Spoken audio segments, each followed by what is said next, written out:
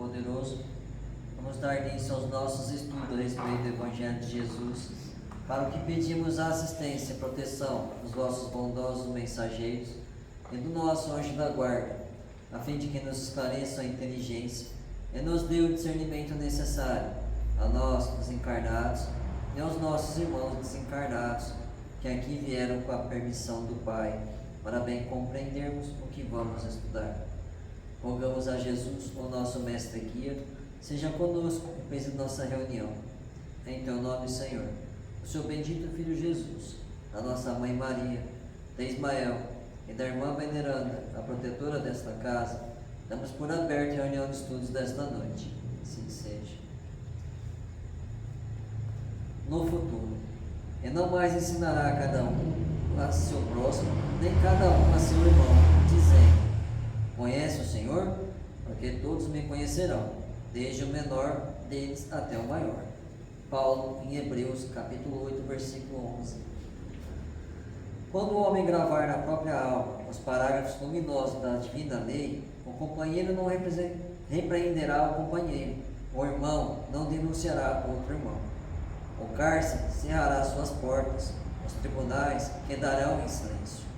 Canhões serão convertidos em arados, homens de armas volverão à sementeira do sol. O ódio será expulso do mundo, as baionetas repousarão, as máquinas não vomitarão chamas para o incêndio e para a morte, mas cuidarão pacificamente do progresso planetário. A justiça será ultrapassada pelo amor. Os filhos da fé não somente serão justos, mas bons, profundamente bons. A prece constituir-se-á de alegria e louvor, e as casas de oração estarão consagradas ao trabalho sublime da fraternidade suprema.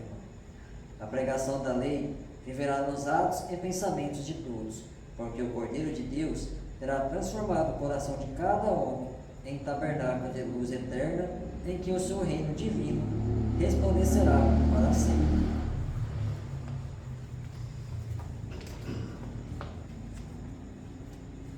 Pai nosso que estás nos céus, santificado seja o vosso nome, Senhor. Que venha a nós o vosso reino. Que seja feita a vossa vontade, assim na terra como nos céus. O pão nosso de cada dia nos dai hoje, Senhor. Perdoai as nossas ofensas, assim como nós perdoamos aos que nos têm ofendido. E não nos deixeis que entremos em tentações, e livrai-nos, Pai, de todo mal, porque seu é o reino, o poder e a glória para sempre. Amém. Espíritos esclarecidos e benevolentes, bondosos mensageiros de Deus, que tendes por missão assistir aos homens e conduzi-los pelo bom caminho, sustentai-me nas provas desta vida. Dai-me força para suportá-las sem murmurar. Afastai de mim os maus pensamentos e fazei que eu não dê entrada a nenhum espírito que tentasse iludir-me e conduzir-me no caminho do mal. Esclarecei minha consciência com relação aos meus defeitos e tirai-me de sobre os olhos o véu do orgulho capaz de impedir-me de perceber e confessá-los a mim mesmo. A ti, sobretudo, bondoso anjo da guarda, que mais particularmente velais por mim, e a todos vós, espíritos protetores que por mim vos interessais, fazei que me torne digno da vossa proteção. Conheceis as minhas necessidades, que elas sejam atendidas segundo a vontade de Deus. Que a paz que irradia do coração de Jesus e que abrange toda a terra, possa ser assimilada por todos os corações aqui presentes, tanto encarnados quanto os desencarnados, para que de posse dessa paz possamos compreender as leis que regem o mundo espiritual e ter a sabedoria de praticá-las em nossa vida diária. Em nome do nosso mestre e amado Jesus, da irmã veneranda e sua equipe espiritual que nos assiste, bem como aos nossos anjos da guarda, solicitamos que a água aqui exposta seja frutificada em nosso benefício. Que assim seja, Senhor. Damos graças a Deus.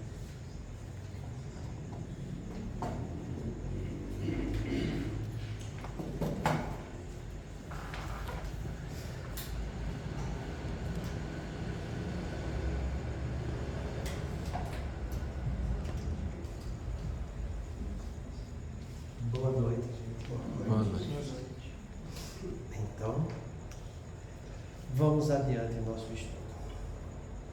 A gente viu a semana passada alguma coisa a respeito dessas obsessões coletivas que o Alírio deu chamado a atenção. E eu falei para vocês que acho que vale a pena você ver até que ponto chega a pessoa desvirtuando a doutrina espírita, sabe? E eu acho interessante porque aquilo ali é uma fascinação coletiva, sabe? É uma coisa espantosa, sabe? Então, é bom pelo menos para conhecer, saber que existe. Então, vamos dar continuidade a uma observação que ele nos faz. Muitos acham que a obsessão só vem do espírito para a pessoa e que não há um comprometimento do desencarnado. Acham que é só afastar o desencarnado que o problema estará resolvido. É muita ilusão e desconhecimento da doutrina. Onde fica o estudo com os encarnados, que é a maior função do movimento? É possível prática mediúnica com os desencarnados necessitados, sem a instrução para com os encarnados? Então,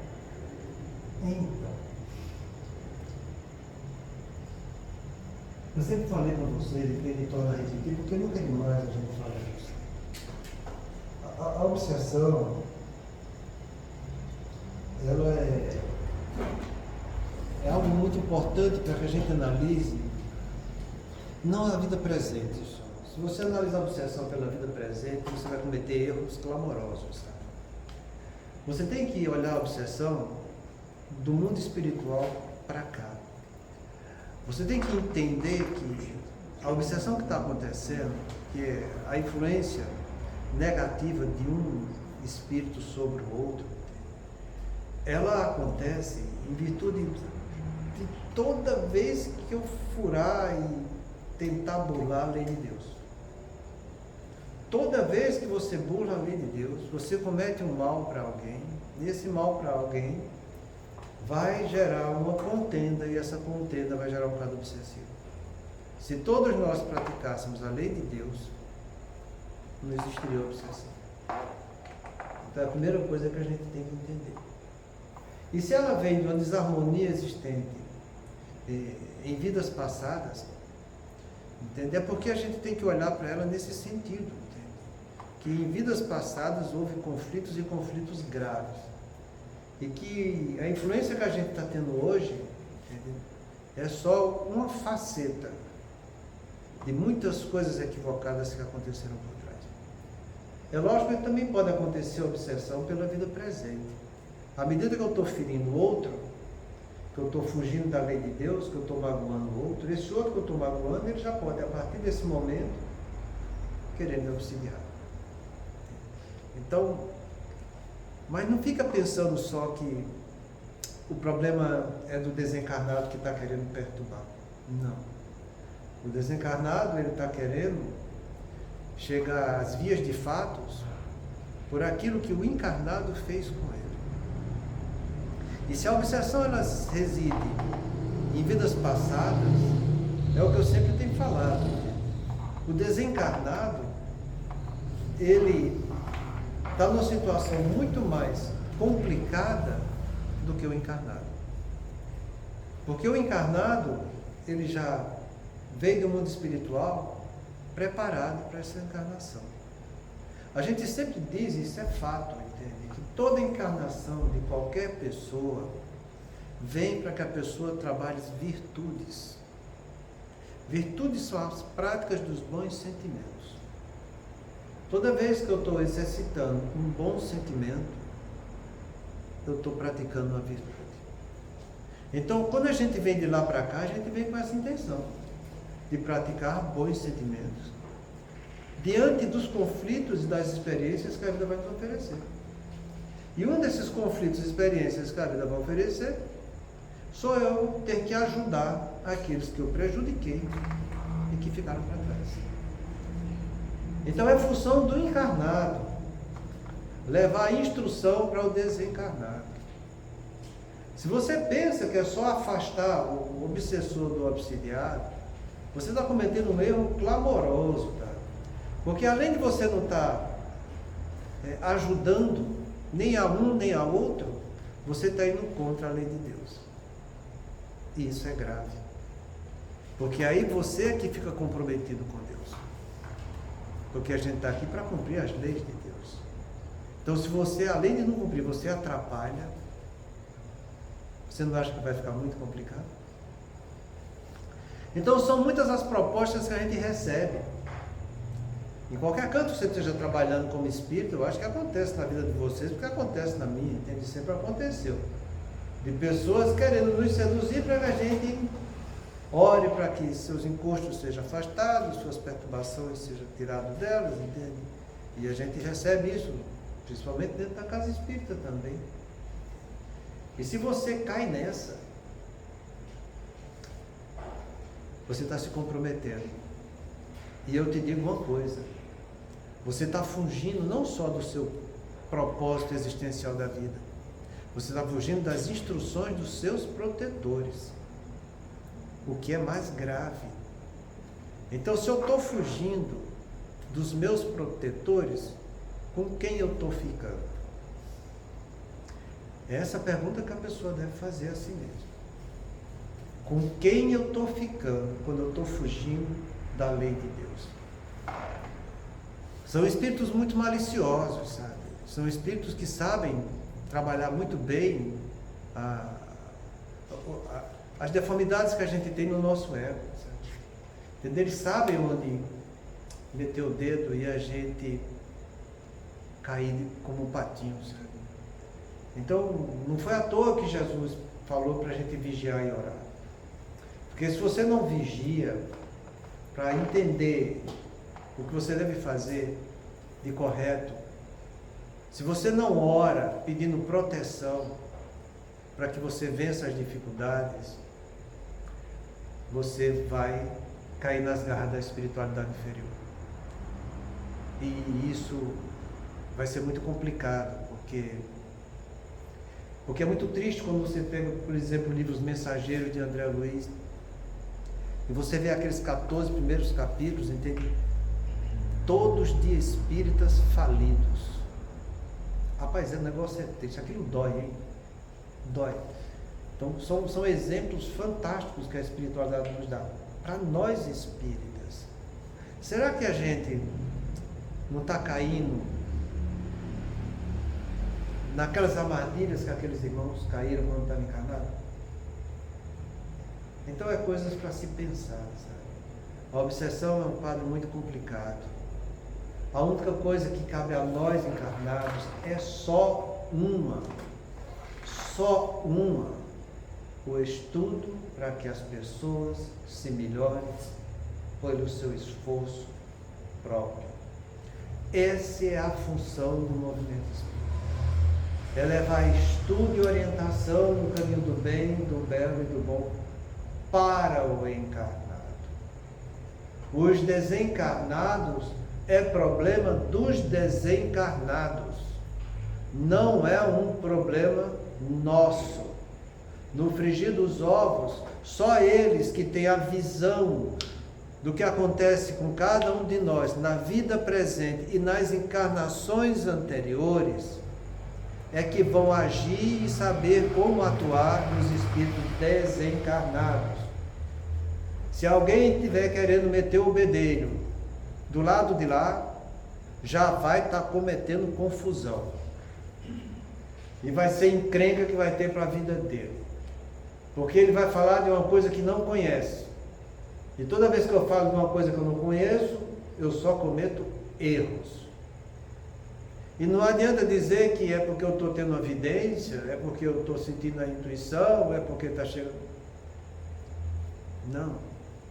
Deixa isso para os desencarnados. A nossa função é estudar para que cada um se melhore. E cada um só vai se melhorar pelo esforço próprio, tá? Porque a gente pode tirar dúvidas em reuniões de estudo, a gente pode botar temas para a gente estudar, entende? Mas o problema é de cada um em si. As ferramentas a gente vai mostrar nos estudos, mas cada um vai ter que usar essa ferramenta em sua vida própria. Porque se você não fizer desse jeito, você vai estar cometendo erros, entende? É por isso que ele faz essa pergunta aqui tão interessante para a gente, entende? Onde fica o estudo com os encarnados, que é a maior função do movimento? Aonde fica?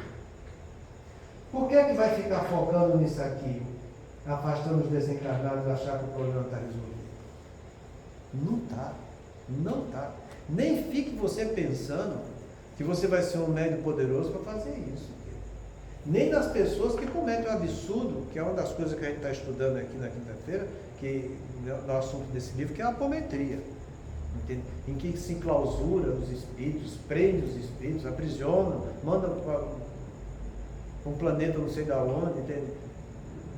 Por mais que você faça isso, você pode até ter sua energia vital e espiritual de produzir um afastamento, uma ruptura traumática dessa. Mas aquele irmão que vai estar sendo enclausurado, ele vai fugir. Ele não vai ficar lá. Você não vai ter a força de manter ele lá o tempo todo. À medida que você se isola e para de pensar no caso, a energia mental que mantinha ele enclausurado começa a se desfazer. É muito interessante Kardec falando sobre a manipulação dos fluidos no capítulo 14 da Gênese. E ele fala de uma maneira muito bonita, sabe? Que a energia, o que vai fazer você manipular os fluidos é o pensamento e a vontade. Enquanto você pensa e você imprime vontade a esse pensamento, a cena do mundo espiritual acontece, porque você forma a energia fluídica daquilo.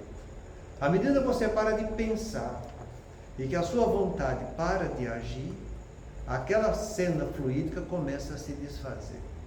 Ele dá vários exemplos lá no livro da Gênese. Então, se você coloca sua energia mental e pega um espírito que está em uma situação complicada e consegue fazer esse afastamento brusco dele, você pode até, durante alguns dias, isso acontecer. Entende? Mas é você parar de pensar, parar de usar sua vontade naquela direção, aquilo que você criou e que afastou o espírito vai se desfazendo e ele fica solto novamente. E eu pergunto para você, como é que você acha que ele vai voltar depois dessa ofensa que ele recebeu? Como é? O que é que Jesus falou a respeito do espírito quando ele é afastado, que ele retorna? Pior que ele. Pois é. Quando o espírito imundo sai daquele que o auxiliava, ele, solto, sem ter com que se alimentar, fala para si mesmo que voltará para aquele hospedeiro. E voltando, encontrando a casa limpa, ornada e desocupada, lá se estabelece. E junto com ele leva mais 7, pior do que ele, para que de lá ele não saia mais.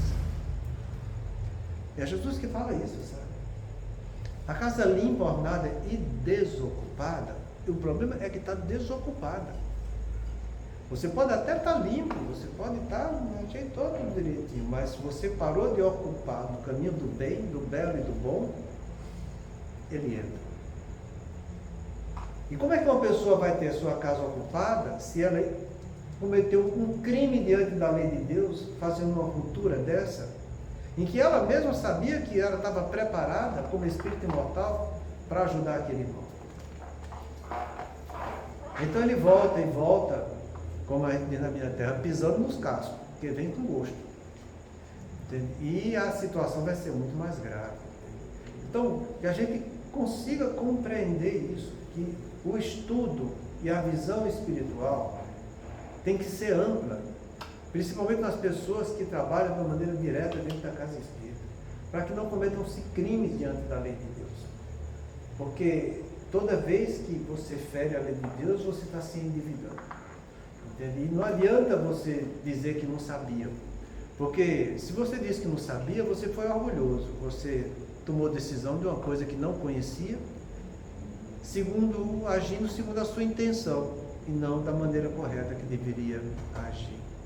Então, o que acontece é isso. A função básica nossa é estudar com os encarnados. Esse é o objetivo do movimento espírita. O que vai acontecer com a minha população de espíritos que me acompanham vai ser consequência do que eu vou estar fazendo aqui. Quanto mais eu estudo, aprendo e pratico, quanto mais eu modifico a minha carga fluídica, indo no caminho do bem, mais eu vou estar me distanciando daquilo que eu estava vinculado no caminho do mal. Quanto mais eu pratico isso, mais eu levo instrução para a minha atmosfera espiritual e mais eu vou estar convidando eles a vir no caminho do bem. É assim que a gente deve fazer. Se eles vão querer aceitar o convite no caminho do bem, o problema vai ser deles, não vai ser seu. A espiritualidade superior, vendo o que está acontecendo, vai trabalhar no caminho correto do bem, tanto para um quanto para o outro. Por quê? Porque foi assim que Jesus pediu, quando deixou o mandamento dele, para que amássemos uns aos outros como ele nos amou. Ele falou que era para amar só encarnado, falou que era para amar só desencarnado, né? Ele falou para amar todos. E essa visão holocentrada que a gente tem que ter. Então que a gente estude, que a gente trabalhe, que a gente leve instrução, educação para as pessoas, entende? Se elas vão querer estudar ou não, o problema é delas. O problema da casa espírita é levar a pessoa no caminho do bem. O que é mais triste, entende? É as pessoas não quererem aceitar. Porque aí vai ser a escolha dela, tá entendendo? Não tem como eu interferir no controle da vida do outro, porque a vida do outro é do outro. Entende? O pior das hipóteses, entende? É eu fugir da minha responsabilidade, muitas vezes para ficar massageando o ego dos outros encarnados. Isso é que é grave. Entende? Então você tem que levar a instrução, e a instrução bem consolidada, para todos. Se vai agradar ou desagradar, isso depende das pessoas, entende? O problema nosso é entre nós e Deus. Se você está fazendo o que é correto no caminho do bem, a espiritualidade superior vai vir te ajudar. Se você não estiver fazendo, ela também não vai ajudar. E é como eu estou falando, se você não está com o bem, é porque você vai estar com o mal, entende? E esse mal, ele vem de várias formas dissimuladas acima de você. Entende? E das formas mais simples que ele tem, entende? É sempre massageando o nosso ego. Entende? E isso é muito grave. Porque quando a pessoa entra nesse movimento, entende? De ser instrumento dos espíritos inferiores, ele mesmo também vai gostar de massagear o ego dos outros. Porque é isso que ele aprendeu na vida, é essa influência que ela tem no seu dia a dia, entende? De viver com seu ego iludido. Então você vai ver o que numa casa espírita? Muitas pessoas frequentando muitas reuniões em que pessoas não vão estar levando a mensagem correta, porque todos querem e trabalham exclusivamente pelo ego, trabalhando a sua personalidade atual, sem ir atrás de instruir seu caráter para que ele se torne uma pessoa melhor. Então, essa advertência que ele faz aqui é muito verdadeira. Onde fica o estudo com os encarnados, que é a função do movimento espírita. E aí que cada dirigente pergunta para si mesmo: eu estou fazendo isso com desenvoltura? E se eu estou fazendo com desenvoltura, eu estou fazendo isso também na minha vida? Porque se você fizer isso na sua vida, você tem condição de levar para o outro. Agora, se você não fizer na sua vida e quiser levar para o outro, você está sendo uma pessoa moralista, sem fundamento. O que é um verdadeiro espírito imperfeito, como Kardec classifica isso. São aqueles que entendem, conhecem os fenômenos da doutrina, compreendem a mensagem moral, mas a mensagem moral só serve para os outros, não serve para ele. Então, que a gente se esforce para estar o tempo inteiro se melhorando com o estudo em nós, para que a gente, fazendo assim, consiga levar aos outros. Porque se eu faço isso, eu estou levando a palavra com emotividade.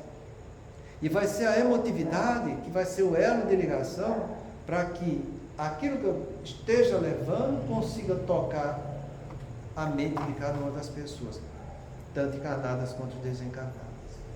E a outra advertência que ele faz, que eu acho que é muito mais grave do que a primeira, mas é muito mais grave. É possível prática mediúnica com os desencarnados necessitados, sem a instrução para com os encarnados? É possível isso? É possível você fazer uma reunião mediúnica sem levar... Você vai levar instrução na reunião? Os irmãos estão sofrendo do lado de lá. Então você vai querer levar instrução para lá. Em contrapartida, você não vai fazer aqui com os encarnados? Isso é moralismo, entende? Isso é uma coisa triste, tá? Então, para aqueles que eu convivo, que são meus compadres, que eu estou sempre junto com eles, tá entendendo? Cada um massageando o ego do outro, entende? Estamos bom na vida, está tudo bem. Agora a gente vai dar lição de moral para os outros, tá? Os caras estão se lascando lá em cima, a gente senta na graxa e vai levar lição de moral para os outros, entende? Isso que eu acho mais grave. E muito mais grave. Porque você imagina o que é que acontece com esses irmãos no mundo espiritual. Imagina. Eu vou dar um exemplo para vocês do que é um trabalho mediúnico, que está no livro uma psicografia da Ivone Pereira, do Tolstói, em que ele fala de uma falange de espírito obsessor que chegou a induzir suicídio em 2 componentes de uma mesma família. E ele recebeu, o Bezerra de Menezes recebeu uma orientação, um pedido de compaixão de uma pessoa que viu aquelas pessoas se matando, um conflito na família muito grande, fez oração para aquelas pessoas e para Bezerra, e a mensagem chegou até Bezerra. E ele veio para ajudar no trabalho, sabe? E ele veio, e depois que, imagina, era um enlace que de há 400 anos atrás, enquanto essas pessoas foram, no tempo da Inquisição portuguesa, né, eles foram torturados, acabaram com a vida deles, entende? Eles ainda se apresentavam com as roupas, entende? Com as unhas, os dedos arrancados, entende? Com os dentes arrancados, todo ferido, entende? Era o pai com 3 filhos, entende? Nessa confusão toda, que estava levando a sua vingativa, entende? Naquelas famílias que era a encarnação daquelas pessoas que tiveram feito mal para eles. E de uma maneira muito delicada, eles são trazidos, e para você ver, eu acho tão interessante isso, ele descrevendo a cena em que ele encontra a família, a ideia era tão fixa na dor, tão fixa, que o cenário em volta deles era o mesmo cenário que eles viveram há 400 anos atrás. As portas, as casas, tudo, os objetos, tudo que circundava eles, eram as mesmas coisas. Era uma ideia cristalizada fantástica, sabe? E o Bezerra de Menezes conseguiu, educadamente, levar eles para uma casa espírita, entende? Em que eles foram convidados a participarem dos trabalhos da casa, podendo usar do que quisesse, bem entendesse, inclusive acompanhar os trabalhadores humanos daquela casa, para ver como eles trabalhavam, como era que eles viviam, a fé que eles tinham, por que eles falavam do Cristo daquele jeito, entende? E eles aceitaram. Foi depois de 6 meses acompanhando dia e noite os encarnados daquela casa, daquela reunião mediúnica, entende? Que eles começaram a entender que a mensagem do Cristo não era aquilo que fizeram na Inquisição. E foi a partir daí que começou a dar solução da obsessão que eles praticavam.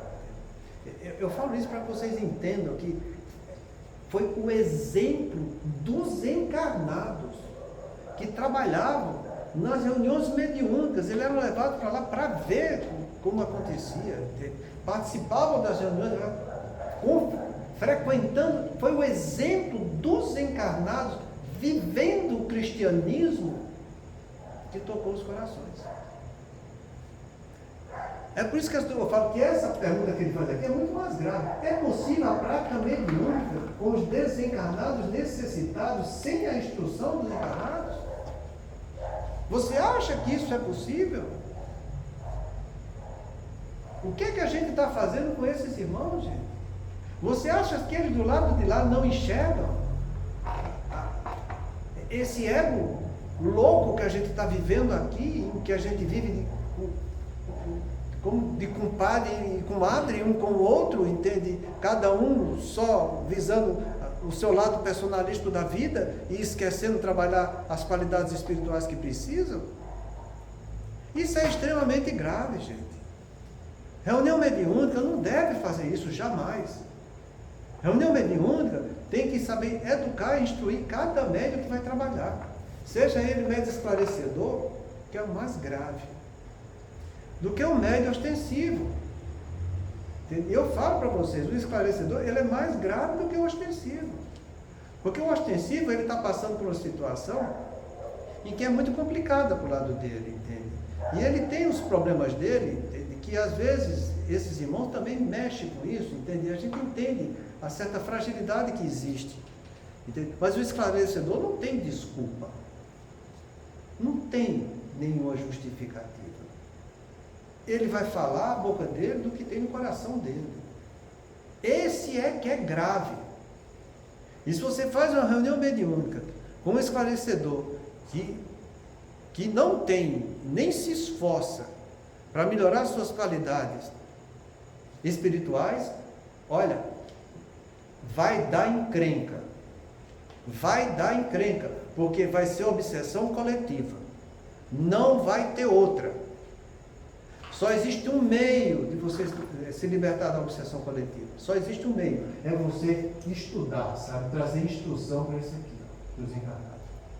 E não tem essa história. Estou com pena de fogo. Não existe pena diante da lei de Deus. Eu acho impressionante as pessoas falarem peninha, dozinha. Não sei, vai ferir. Eu vejo muito isso no meu consultório, sabe? E muitas vezes eu pergunto, Deus teve pena de Jesus quando ele disse, afasta de mim esse cálice?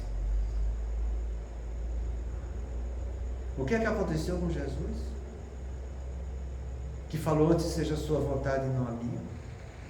Como foi que ele ficou depois disso, que transpirou gotas de sangue? Deus teve pena dele? Então por que é que a gente deve ter peninha e dozinha? Você tem peninha e dozinha dos outros porque o seu ego vive de peninha e de dozinha que os outros que você quer que os outros tenham com você. É por isso que você dá peninha e dozinha para os outros. Isso não se cabe quando a gente está tratando de individualidades que tiveram, sabe Deus quantas encarnações. Se a gente tem que ter responsabilidade do ponto de vista humano, médico aqui, e que eu vou tratar de uma personalidade que está passando por doença, e tem que ter um preparo muito grande para ser médico, porque não são só 6 anos para você ser generalista, não. É preciso mais 4, 5, 6 anos para você se especializar em alguma coisa. E o médium ostensivo, ele tem que sair especializado na mediunidade que ele tem. O médium esclarecedor tem que ser especializado, não é só ter uma noção geral da coisa, não. É se especializar na coisa. E é do mesmo jeito que o médico tem que se especializar a vida inteira, vai morrer estudando, aprendendo, trabalhando, o médium, tanto o ostensivo como o esclarecedor, vai ter que estudar a vida inteira, vai morrer trabalhando e estudando. Porque se ele não fizer isso, ele já está obsidiado. A lei de Deus é a lei de trabalho. Fuja do trabalho, só dá encrenca, só dá obsessão. Então que a gente tenha clareza disso. E que você nunca chega a participar de uma reunião mediúnica desse jeito. Tem que ter boa instrução, bom estudo e esforço. É esforço de todos para tentar se melhorar na sua vida. Caso contrário, vai ser obsessão coletiva. E o que é mais interessante, vão vir só coisas que a gente chama água com açúcar numa reunião mediúnica dessa, de entidades que vão ficar mistificando. E é interessante, sabe, porque são mistificações que, se você tiver critério para ver, você vai analisar como estão trabalhando cada mistificador naquelas comunicações. São sofismas imensos que acontecem. Entende? Então, que a gente tenha capacidade de ter visão para isso, porque senão você vai cair. E eu que estou falando, são quadros obsessivos coletivos que vai influenciar depois a sua família, vai influenciar seu trabalho, vai influenciar tudo na sua vida. Porque espírito obsessor é isso, ele quer dominar a presa dele. E ele não vai ficar só no intento de dominar numa reunião mediúnica aqui não, vai dominar em toda a tua vida, porque ele quer você comprometido o máximo possível diante da lei de Deus. Então, se é grave isso aqui que eu tenho que ter com a plateia que está frequentando a casa, isso aqui com os médios é extremamente mais grave. Então, bom senso e prudência nunca é demais nisso aqui. Deu para entender essa parte? Eu espero ter entendido mesmo. Porque eu vou te trazer uma coisa agora, que é o que eu tenho falado todo o tempo, a respeito de obsessão, que eu tenho visto com muita frequência, principalmente na vida lá fora. E é uma coisa, mas é muito comum, entende? E que às vezes eu fico pensando, entende? Por que o grau de comprometimento que tem as famílias dessas pessoas, entende? E a maioria delas, entende? Elas não são espíritas dessas famílias. E a maioria delas, se você convidar para que elas voltem para a sua religião e de uma maneira mais honesta, trabalhando nessa religião, eu te asseguro, entende? A coisa melhora. A coisa melhora. Isso é o que é mais interessante. Isso está no livro dos médiuns, sabe? Kardec, quando vai analisar as causas da obsessão, ele fala de 4 causas básicas da obsessão. A primeira delas que ele fala é de vingança. São as pessoas que entraram em contento, um prejudicou o outro, tem coisa e tal, e também se vingar. Isso aí é o que todo mundo já pensa, né? A segunda dela é por inveja.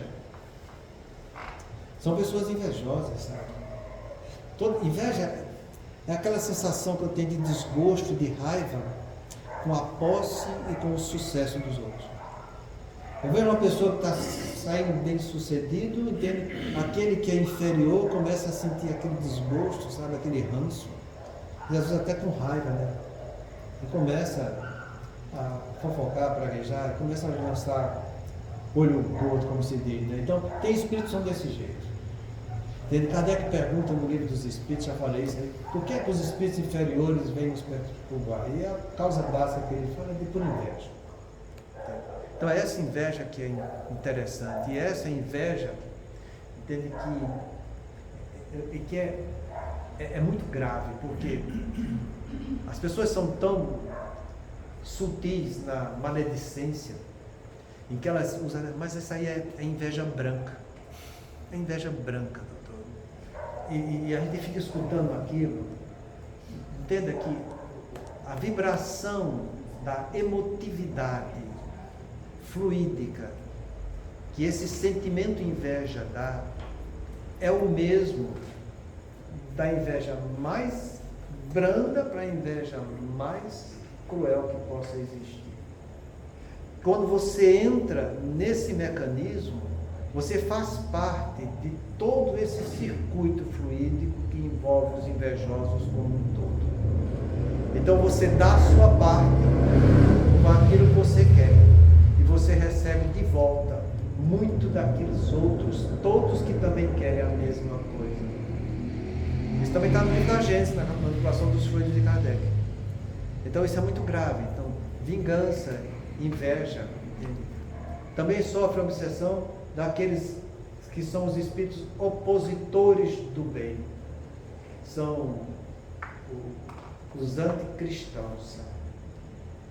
E aonde você for, e aí o Chico fala isso numa das mensagens dele, né?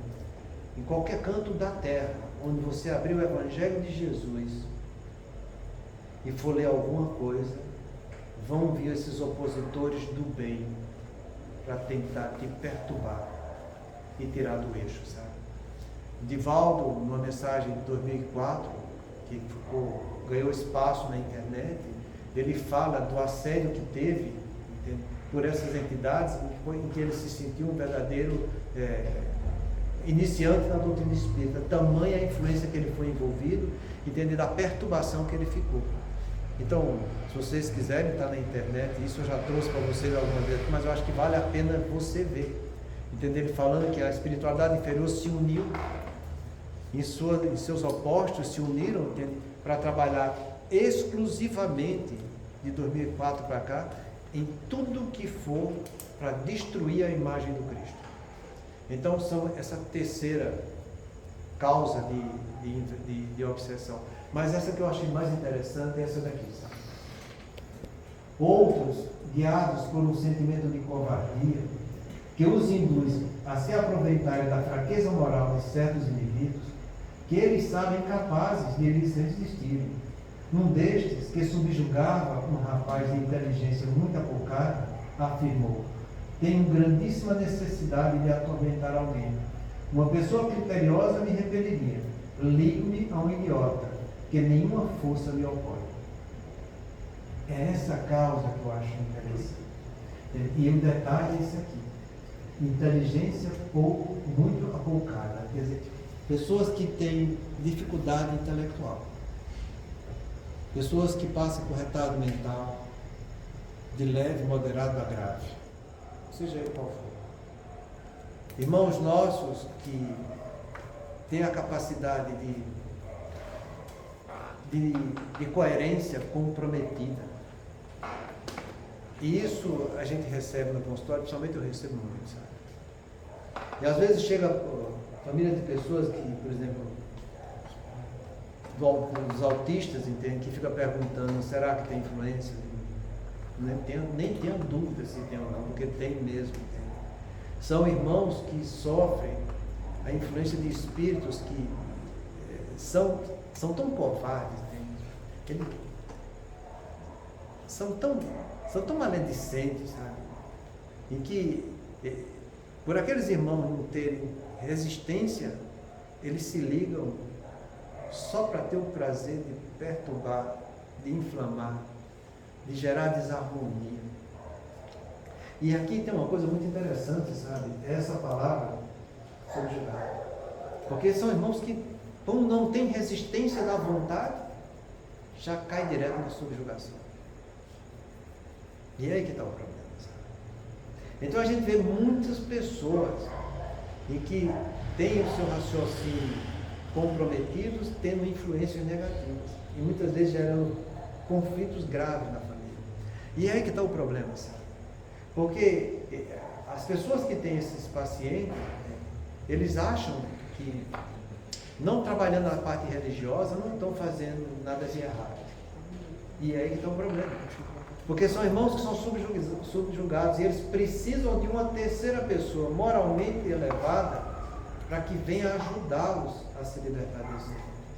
Se eles não tiverem uma proteção familiar em cima desses irmãos, vai ficar extremamente difícil o tratamento dessas crianças. Então você tem que convencer a que se faça evangelho no lar.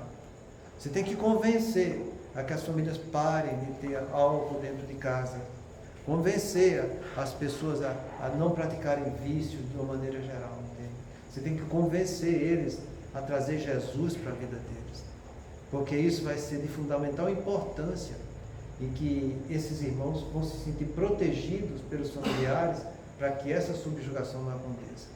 Só a energia amorosa de um pai e de uma mãe dedicado é que vai libertar esses irmãos do jugo desses espíritos acovardados, que tem aos montes. Então é muito interessante isso, e eu fiz questão de trazer esse exemplo, entende, que está no capítulo 23 do livro dos médiuns, em Kardec fala das causas da obsessão, e ele dá mais esse exemplo, que ele evocou essa entidade, entende, e a entidade falou isso para ele. Não precisava, ele disse que eu quero, ele não vai resistir, eu vou ficar com ele. E não adianta você querer levar alguma atitude moralizante para uma entidade dessa, porque ela quer tudo na vida, menos trabalhar no caminho do bem. Ela quer viver dos vícios e das paixões e quer sugar fluido desses irmãos. Entende? E é ato muito grave da família entende? Que não sabem proteger seus tutelados que padecem dessas situações. E é muito interessante, porque o que a gente vê nessas crianças que nascem desse jeito, que dão muito trabalho, entende? Eles terceirizando a educação dessas crianças. E eles terceirizam de uma maneira muito cruel, sabe? E que eles hoje em dia já judicializaram o atendimento dessas crianças. Então eles chegam querendo no consultório da gente, aquela carta para levar para o juiz, em quem vai ter duas vezes por semana psicólogo, 2 vezes por semana ecoterapia, 2 vezes por semana terapia ocupacional, 2 vezes por semana, que os outros resolvam. Entende? É uma coisa muito triste, porque é o que eu sempre falo para as famílias. O que vai mais ajudar a tua criança a ter uma melhora não vai ser o estímulo de fora para dentro, é do teu coração tocando ela, porque Deus te deu ela para você cuidar, não foi para a sociedade cuidar. Então a gente vê crianças com um grau leve de comprometimento que poderiam ter uma evolução muito boa, sendo terceirizada a educação para elas. E isso é muito triste. É lógico que vai ter irmãos que precisam disso tudo. E esses que precisam disso tudo a gente faz. Entende? Mas tornar uma regra geral para a coisa é que não pode ser feito. Muita paz a todos.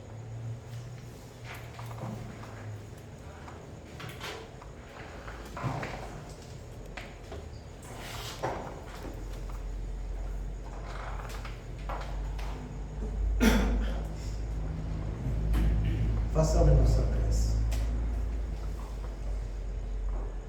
Pelos amigos que ainda não conquistamos. Deus misericordioso, que a tua bondade se estenda por sobre todos os espíritos que se recomendam às nossas preces, em particular os amigos que ainda não conquistamos.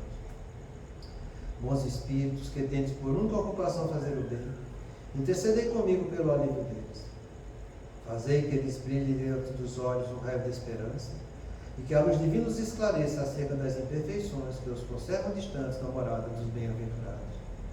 Abris o coração ao arrependimento e ao desejo de se depurarem, para que se lhes acelere aquele caminho.